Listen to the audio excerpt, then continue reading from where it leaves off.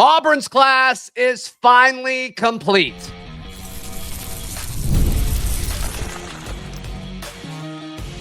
You are Locked On Auburn, your daily podcast on the Auburn Tigers. Part of the Locked On Podcast Network, your team every day. Yes, welcome on into Locked On Auburn, your daily Auburn Tigers podcast. I'm your host, Zac Blackerby, and thank you so much for making Locked On Auburn your first listen every single day. We are joined by Locked On recruiting expert Brian Smith, host of Locked On's new recruiting show, The Portal. Be sure to check that out every single day, wherever you get your podcast, and of course here on YouTube. Jared Curtis, Zion Elee, 5-star players that have scheduled official visits to Auburn. Where does Auburn's final version of the 2025 class stack up against the rest of the SEC? But Brian, yesterday on quote-unquote signing day, Auburn had one guy sign yesterday. Omar Mabson, the reclassified back from 26 to 25 from Auburn High School, a guy who, whenever somebody talks about him and watches his tape, they're like, yeah, this guy's really, really good. He's officially an Auburn Tiger now. That is a great player, and Auburn finishes out its class even stronger. It's a top 5 class, man. You and I have known each other long enough to know that Auburn has failed with a lot of in-state kids, local kids, Auburn High kids. To get him and to get him a year early, to go with Alvin, I mean, that's a great 1-2 punch. I had the chance to go see Mabson last spring at a practice when we were here in Auburn. I went to high school, and I walked up to him and I said, holy crap. He looks like he's 25 years old physically from the neck down. Right. And I'm like, he's only a sophomore right now going into his junior year. This was way before we knew he was going to reclass. And I'm like, he's going to murder kids this fall. And he did. He just was at the highest level of high school football. Yeah. 7A, like in this state, you're playing against large human beings. Yeah, it's up there. Right. It may not be the best level of high school football in the country, but it's up there. It's the top tier for sure. I think Bama was number 6 in the state or the country for per capita NFL this past year. Like, there you go. State, yeah. I mean, it's puts it in perspective, and this is the highest class. You know, they're playing Thompson and others, and he's just a man amongst boys. So if you ask me who he's like, it's ironic. You and I talked about this the other day on the phone. Jarquez, physically, he's not the tallest kid in the world. Mabson's probably a tad bit shorter, but just rocked up. Are you saying that because of like they're almost I mean, they're just thicker backs? Is that kind of what you're okay? You look at them and you stood them next to each other. Super athletic. Yeah. You'd say, are they related? Like, they look physically the same. Now the facial structure and all that may be a little different, but shoulders, hips, style. Yeah, right. And they have zero fear. The thing that I loved about Quez, he would hit you in the mouth. He didn't care. Yeah. He was on the kickoff team. Remember that? Like, how many star running backs I remember being on the sidelines last year and he's running by me like, they put him on the kick every game. There was Jarquez. That's the kind of kid Omar is. He just wants to help his team win. I love those kind of players. And he's a great kid too. Anybody gets a chance to meet Omar, good dude. What are the pros and cons of a running back who's probably not going to play his freshman year at Auburn, given several factors? Staying in school and high school another year, or go ahead and getting into strength and conditioning program a year early? What are the pros and cons of that? I think that he just needs to learn how to improve flexibility and explosiveness. So I think that's huge, actually. Yeah. His second year, he's going to play. I think he actually might play a little bit this year because short yardage, he's not friendly. I'm not saying, I mean, Auburn's running back room is legit, but there's also times when a freshman has to play because you got 2 or 3 guys who get banged up. He is a different style of back than everybody else. Like Damari and Jeremiah. I mean, I don't love either. I guess I like Damari more than Jeremiah in a short yardage situation. And Correct. Then Alvin is a freshman. Like, I mean, he's kind of in the middle, right? And then, I mean, Omar's more of your bowling ball. I mean, he could do more. It feels lazy just to say he's a short yardage back, but maybe as a true freshman, that could be his way to playing time. That wouldn't be shocking. But I mean, we had this conversation a ton last year, Brian, like with how much they used Jarquez Hunter, and we all felt like he didn't use Jarquez Hunter enough, he being Hugh Freeze. And then you didn't see as much Damari and Jeremiah. It's just, is the flow of the game going to happen where you see 4 running backs play relevant snaps at Auburn this year? And I have a hard time visualizing that. I don't think that he's going to get anywhere near equal carries. Does he get 100 snaps this season? That I could see, because at some You point, think? and it's not going to be for the reason you want. It's going to be due to injury. Guaranteed. If they're Just only the using, nature of running backs. like, think about it. Name a position at the National Football League level that has less tread on the tires. Same in college. Oh, sure. That's the reason. Now, are they going to be consistent touches, consistent snaps? Oh, no, they will not. Yeah. They'll him somewhere he plays 15 or 18, and a couple that he plays 2 or plays it just few on special teams. So of the running back snaps last year, Jarquez had 542. Second was a major drop off to 167 for Damari. The Jeremiah Cobb had 82. Sean Jackson had 5. Justin Jones had 3. Yep. Now, is the number one back? Does Damari? I think Damari's going to win the job. Does he get 542 snaps? Probably not. And so that number goes down, and then your second and your third back go up. I wonder how deep it goes. I wonder how deep it truly goes. Actually a whole show we could do at some point, because running back this spring will be interesting. Are they good? I mean, no offense to Damari, he's not Jarquez. He's not. So I think it'll be more balanced. 350, 400, somewhere around there. His pass protection will be more important, quite possibly, because Jackson Arnold needs not to be laying on his butt. That's a big part of running back. That'd be nice. Also that'd be very nice. Yeah. For Jackson Arnold to be able to stand up, that would be. I'm sure he would appreciate that too. Thank you for speaking up for Mr. Jackson there. Yeah. That's right. I think that's one of the reasons that freshman running backs don't play a lot. I've said this on your show many times. Yeah. Look, I've seen it numerous times, and I know you have too. Fall camp freshman goes out there and they do the outside linebacker blitz drill, and it's kind of like a nail meeting the hammer for the first time, and they get run over. Mabson's a horse, but there's still something different about 6'3", 240 coming off the edge that's not friendly. How they handle that is whether or not they can put him in, because even if you put him in there to run the ball, if Jackson calls an audible, uh-oh. Yeah, so with the RPO element of it too. You can't guarantee exactly what you can guess. You can have an idea, but you just don't fully know. So yeah, that's a great point. That's a great point. All right, you said Auburn's got a top 5 class. Oh, absolutely. In my opinion, I don't. It's so balanced, just not top heavy guys, right? And I think that's being overlooked a little bit, as far as like, let's look deeper than just the rankings here, and that's next when we look at this 2025 class right here on Locked On Auburn.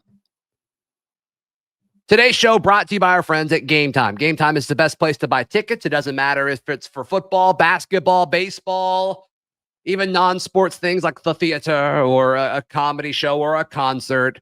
They've got this awesome thing within the Game Time app. It's called Game Time Picks. I've been using it for a while now. They've got curated deals that make it super simple to find great tickets at a great price. And they also have the seat view feature from your seat. It's a game changer. A lot of the times you're buying something to an event and you've never seen like what the venue is, or maybe you have, but it looks like the seat map is a little different. You want to see what the layout looks like. The view from your seat is absolutely awesome in the Game Time app. Are you ready to make your next event even better? Download the Game Time app, create an account, and use code LOCKEDONCollege for $20 off your first purchase. Terms apply. Again, create an account using code LOCKEDONCollege for $20 off. Download Game Time today. Last minute tickets, lowest prices guaranteed. Brian Smith, host of The Portal, Locked On's new recruiting, NIL, and transfer portal show. Be sure to subscribe on YouTube to The Portal or wherever you get your podcasts on audio. So looking across like the rankings, Auburn's 7th on 247. They're around that on all of them. But I think when you look at needs and talent and average ranking per player, there's not a player in Auburn's class where I can't visualize a path to playing time for them at some point if they were to stick it out for 3 or 4 years. The transfer portal, it's always hard to kind of guarantee that. We all know the current climate, but every player that's a part of this class, the 26 guys that are here, they all seem to be pretty clear of like, okay, this is what their plan is in their future at Auburn. And I think that gets overlooked. I think we all want to look at the rankings, whether it's, the average player ranking or where you are in the SEC. And I'm not saying that stuff's not important, but I just think when you look at the context of each individual player, I think you can make the case that Auburn does have a top 5 class. Well, here's another way to look at it, and that's a great point. I was just looking down towards the bottom. I mean, like Eric Smith is 6'5", 6'6". And I've seen him, play on film enough to know that, like, once he gains a little more weight, a little more strength, he's already a great jump ball guy. Just needs to improve some tech. Yeah, he's the lowest rated player in the class. Like, yeah, that's pretty amazing. Bottom 5 by any of the services has him bottom 5, and that's fine. Mm-hmm. But where would he be in the average SEC class? It wouldn't be bottom 5. So if that's your bottom end, that's great news. And here's the other point. I love Broderick Scholl, and I'm just going to use him as an example. I love him too. On 3 has him as the 11th best player in Auburn's class. I think he's going to play in the NFL. If you're 11th best player, and that's just one company's subjective opinion, I would have him higher, but whatever. If that's even remotely close, let's say he's 7th or 8th. Whatever. If you've got an NFL player that deep, thumbs up. Auburn has improved its roster tremendously. Well, and not every position is the same. Oh, offensive tackle, definitely not, especially with Auburn. Yeah, I mean, Broderick Scholl, one of the best offensive tackles in the country. Deuce Knight, quarterback, one of the best quarterbacks in the country. Wide receiver, I think they're fine at wide receiver now. And then you look at edge rusher and like front 7, winning in the trenches. And this class is absolutely exceptional at that. When you look at Malik Autry and Jared Smith and Caleb Falk and Jordan Crawford, Antonio Coleman, Darian Smith. Darian Smith's like your 4th or 5th best defensive lineman. I mean, we're just talking about it. It's crazy. It's absolutely stacked with what they've done at the positions that win you championships. If you look at the final 4 or 5, final 8 teams in the playoff, almost all of them had homegrown talent, D-line, O-line. Now, they might have added one guy here or there, but they developed, and they were a lot of juniors, seniors, and 5th-year seniors, brother. That's the bottom line, and it takes time. I'll give Freeze and his staff credit. They knew that. They had a plan, and they've just stuck with it. I know fans want to see more wins this fall. I get that. Mm-hmm. But, like, the roster is so much different than it was 24 months ago. It's staggering, especially in the trenches. Even last spring, we were talking about this. You and I, like, I don't know about D-line. We were concerned, and so was Cole and everybody else, guys on 320. Everybody was. That's going away. This will be the last year there's any question about it on defense. Just right. I mean, freshmen, I don't want to put a bunch of D tackles in the SEC in a starting lineup or anything, but no, but if they do it, like, I mean, if you get a guy like that has the impact like Malik Blockton did once a class, like, yeah, you're fine. You're good. Yeah, you're good. And I just think when you look at this group of guys, and you can pick who you want. Everybody's got their favorite, and they're all good. And there's an argument for all of these guys to step up as freshmen. But if you just tell me, hey, you need 1 or 2 guys between Darian Smith, Antonio Coleman, Jordan Crawford, and Malik Autry to step up, I'm like, yeah, I think you get that. Like, I think one of them will be ready year 1. I think Autry and Coleman will both play considerable. Okay. Yeah, sure. I mean, I'm biased because I know them and I've seen them up close. I think Jordan Crawford might be better than both of them. It's possible. It's possible. That's a human being that has some size to it. That's right. So again, it depends on how you want to run your defense and all those different things, but they have options. I mean, you followed Auburn pretty much your entire life. They've never had a D-line class like this, and they've had a lot of D linemen over the years. I don't think they've had an individual class with this many D tackle kind of bodies. Yeah, I mean, on paper with just the 4 and 5 stars, it's like they've had some good classes, like you said, but this one's got a shot to be one of the best ones for sure. Brown, the kid out of Georgia that plays in the NFL, is about the only guy that they might have signed. That's a different guy. But outside of that, they went through a run there, like Derek Brown, and then like Marlon Davidson. He was exceptional. Montravius Adams. Like they've had their standouts, over the last 10 years or so. But as a collective group, I mean, the upside of the guys that are about to be in this room the upside is tremendous.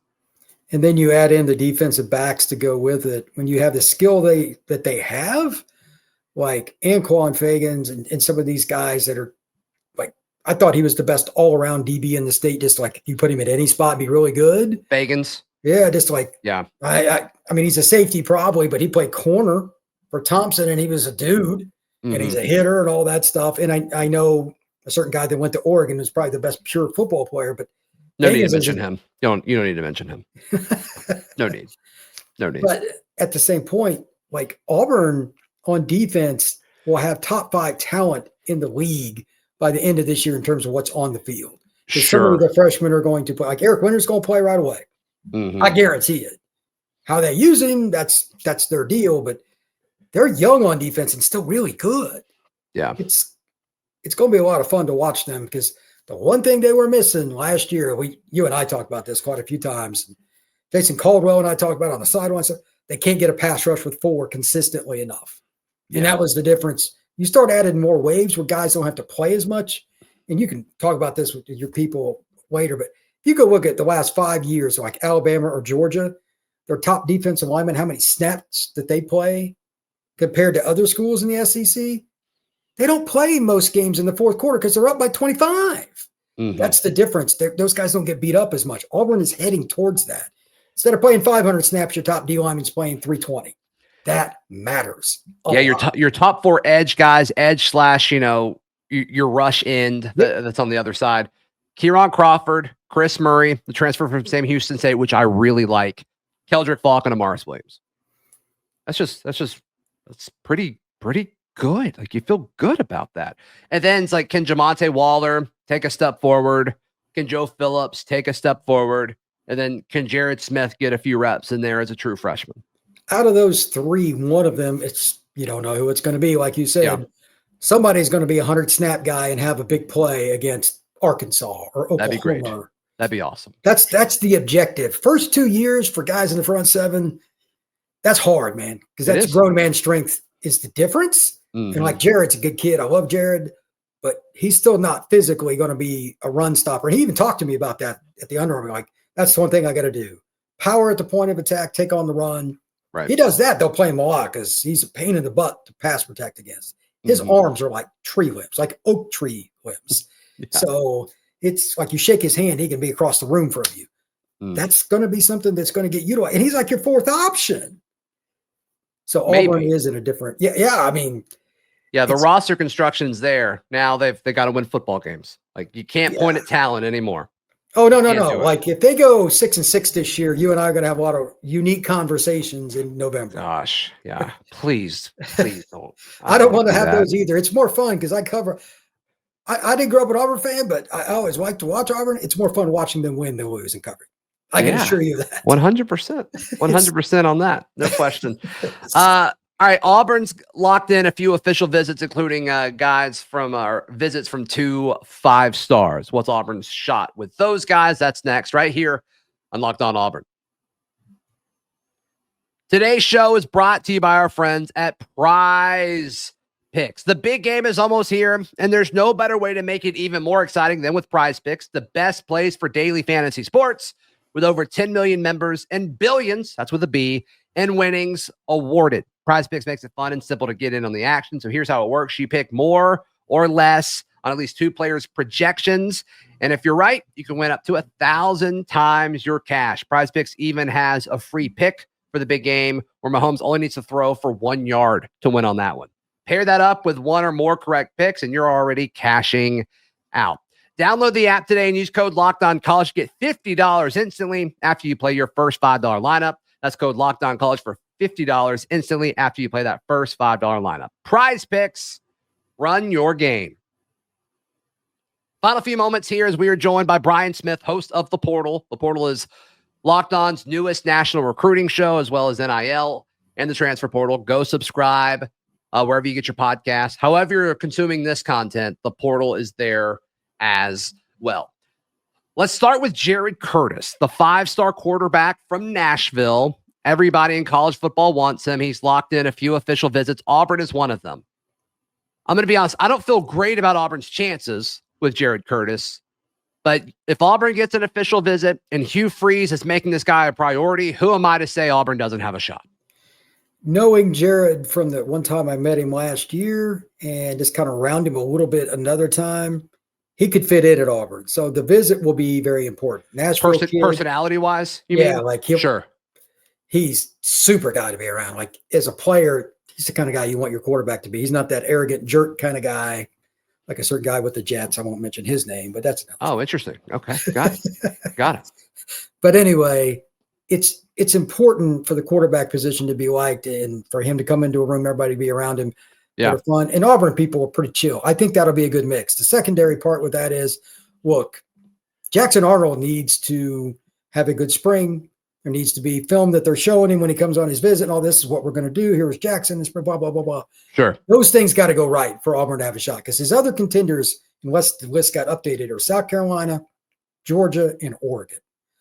Those three schools can throw down some cash just like Auburn. I have no idea where he's going to go. For those that don't know, at one point, Jared was committed to UGA. And like their passing offense would make me not want to go there too. So he decommitted, but Georgia's not giving up. I'm curious to see where he ends up because like his arm is ridiculous. I was Under Armour last year. And he's throwing into the wind and it's still a BB. The wind was really windy day. It was a terrible day for quarterbacks to throw. And I'm like, there's nothing he can't do. He was head and shoulders above anybody else there as an underclassman. And it was effortless. This is an NFL first-round draft pick. Wow. Yeah, I mean, what's your gut say if you had to pick? Is Oregon the favorite just because of the winning and the money? I mean, that could be, but like a Southern kid at a 1A private school in Nashville going to Oregon is just weird, but their entire recruiting process is weird. It's the hardest school for me to project. That's fair.